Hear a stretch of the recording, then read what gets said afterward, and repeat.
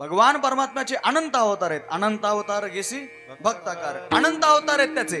पण या अवताराचे 6 प्रकार सांगितले शास्त्रकारांनी. कोणते कोणते प्रकारे ऐका लक्षपूर्वक. शास्त्र म्हणतं अंश अवतारे, अंशांश अवतारे, कला अवतारे, आवेश अवतारे, पूर्ण अवतारे, पूर्णोत्तम अवतारे. हे 6 प्रकार अवताराचे. आणि मग पूर्ण आणि पूर्णोत्तम अवतार म्हणजे कोण? साक्षात भगवान परमात्माच इथं अवतरित झाले, त्यांना पूर्ण अवतार म्हणायचं आणि पूर्णोत्तम अवतार म्हणायचं. मग महाराज राम पूर्ण अवतारे आणि कृष्ण पूर्णोत्तम अवतारे का? रामाला पूर्णोत्तम म्हटलं जात नाही. काय कारण?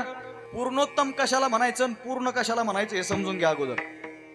पूर्ण त्याला म्हणा ज्याच्याकडे कार्य करण्याचं सामर्थ्य आहे, पण कार्य करण्याचं स्वातंत्र्य नाहीये.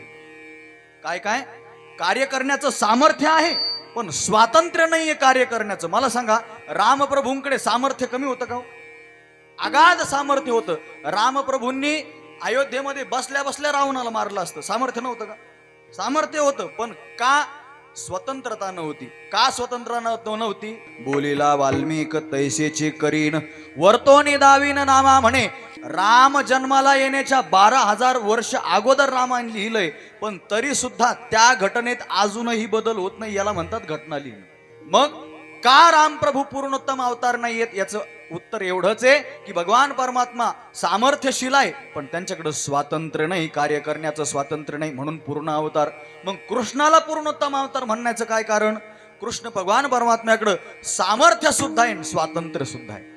ज्या वेळेस कृष्ण कन्हैयाला वाटलं माझ्या घटनेत दुरुस्ती करायची, त्या वेळेस स्वतःच दुरुस्त्या करून घेतल्या महाराज.